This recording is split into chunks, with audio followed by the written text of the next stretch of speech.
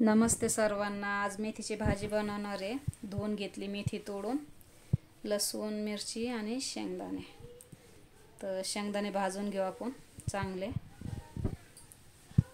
खूप सोपी पद्धत आहे मेथीची भाजी, गावाकडे नेहमी बनवतात, खूप छान लागते, टेस्टी।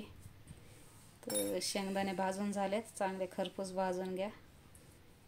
लसूण टाकलं, मिक्सरमधून काढू आपण। खूप बारीक पण नाही वाटायचं, थोडंसं दरदर।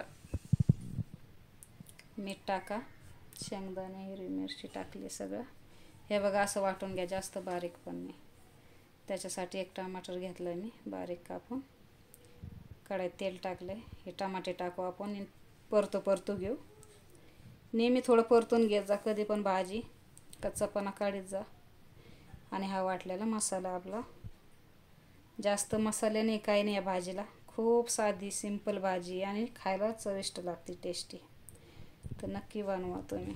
हे बघा, फ्रेश एकदम ताजी आणली होती मी बाजारातून, तशीच बनवली मी ताजी भाजी।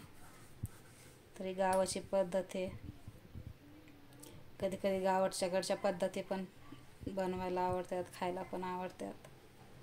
चटणी मिरची असो किंवा काही असो, तर तिच्यात खूप चव येते। तर माझ्या साध्या सिंपल असतात, जास्त मसाले नसतात, काही नाही। नक्की बनवा तुम्ही अशी पण